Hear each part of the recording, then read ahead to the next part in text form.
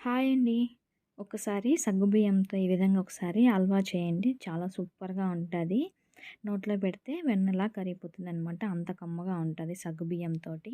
Summer start అవుతుందంటే మనం సగ్గుబియ్యంతోటి రకరకాలుగా చేస్తూ ఉంటాము. బాడీ హీట్ అయినప్పుడు ఉడకపెట్టుకొని తినడం, పాలల్లో వేసుకొని తినడం. ఇలా ఒకసారి సగ్గుబియ్యంతోటి తినండి. చిన్నల నుంచి పెద్దల వరకి చాలా ఇష్టంగా తింటారు ఈ హల్వా. చాలా కమ్మగా ఉంటది. ముందుగా అయితే ఒక కప్పు సగ్గుబియ్యాన్ని తీసుకుంటున్నాను. మీడియం సైజువి తీసుకోండి. ఇంకా కొంచెం చిన్నవి కూడా ఉంటాయి. అవైతే కొంచెం నానబెట్టినప్పుడు మనకి పిండి పిండిగా అయిపోతే కొంచెం పెద్ద సైజు తీసుకుంటేనే బావుంటది. ఒక హాఫ్ అన్ అవర్ నానబెడితే ఈ విధంగా మెత్తగా అయిపోతది. ముందుగా నానబెట్టుకోవడం వల్ల మిక్సీ మనం పట్టినప్పుడు కొంచెం సాఫ్ట్‌గా బాగా వస్తది. లేదంటే కొంచెం అక్కడక్కడ గుల్ల గుల్లగా అయిపోతదనమాట. ఈ విధంగా సాఫ్ట్‌గా ఎంత వీలైతే అంత సాఫ్ట్‌గా గ్రైండ్ చేసి పక్కన పెట్టేసుకోండి. స్టవ్ పైన ఒక ప్యాన్ పెట్టేసుకొని, ఒక టేబుల్ స్పూన్ అంత నెయ్యి యాడ్ చేసుకొని, డ్రై ఫ్రూట్స్ మీ దగ్గర ఏముంటే అవి యాడ్ చేసుకోండి. ఎక్కడా కూడా మాడకుండా మంచిగా ఫ్రై చేసేసుకోండి. మీడియం టు సిమ్‌లో పెట్టుకుంటూ ఫ్రై చేసుకోవాలి. లేదంటే ఇవి డ్రై ఫ్రూట్స్ మాడిపోతాయి.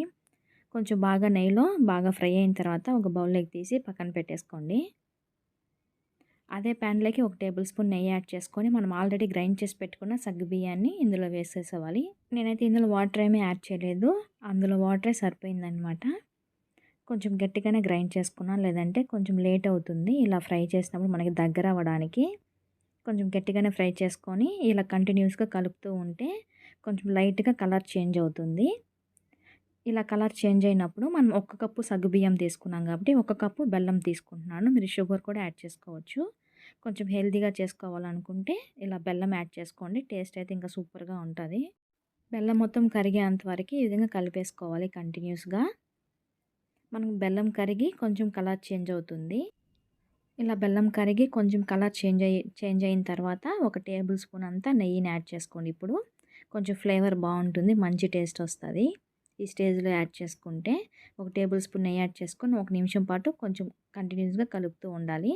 ప్యాన్‌కేమీ అంటుకోదు. ఇలా సెపరేట్‌గానే ఉంటూ వస్తది. ఆయిల్ మొత్తం సైడ్‌కొచ్చేస్తది నెయ్యి మొత్తం. హల్వా అంతా దగ్గరైన తర్వాత మనం ముందుగా డ్రై ఫ్రూట్స్ వేయించి పక్కన పెట్టుకున్నాం కదా! అవి ఇందులో యాడ్ చేసేసుకొని ఒక 2 నిమిషాల పాటు కొంచెం కంటిన్యూస్‌గా కలుపుతూ ఉండాలి. సగ్గుబియ్యంతోటి చాలా సింపుల్‌గా అయిపోతది. టేస్ట్ కూడా చాలా బావుంటది. ఇంకా మనం బెల్లంతో చేసుకుంటున్నాం కాబట్టి ఇంకా హెల్త్‌కి కూడా చాలా మంచిది. ఒకసారి మీరు కూడా ఈ సమ్మర్‌లో ట్రై చేయండి. సగ్గుబియ్యంతోటి రకరకాలుగా చేస్తూ ఉంటాం కదా! ఒకసారి ఈ హల్వా చేయండి. చాలా బావుంటది. మీరు ట్రై చేయకపోతే ఒకసారి ఈ విధంగా ట్రై చేయండి. దగ్గరైన తర్వాత ప్యాన్ నుంచి ఇలా సెపరేట్ అయిపోతది. అప్పుడు ఒక బౌల్‌లోకి యాడ్ చేసుకోవాలి. ఇంకా కొంచెం థిక్‌గా అయితే కేక్‌లాగా వస్తది. ఇప్పుడు హల్వా లాగా అనమాట. ఈ స్టేజ్‌లో తీసేసుకుంటే హల్వా లాగా తినొచ్చు. ఇంక 2 నిమిషాలు ఫ్రై ఇంకా కొంచెం థిక్‌గా అయితే కేక్‌లాగా కట్ చేసుకోవచ్చు. మీకు ఎలా కావాలంటే అలా చేసుకోండి. వీడియో నచ్చితే లైక్, షేర్ చేసి సబ్స్క్రైబ్ చేసుకోండి. మీకు ఎలా కుదిరిందో కామెంట్ చేయండి. Thank you for watching.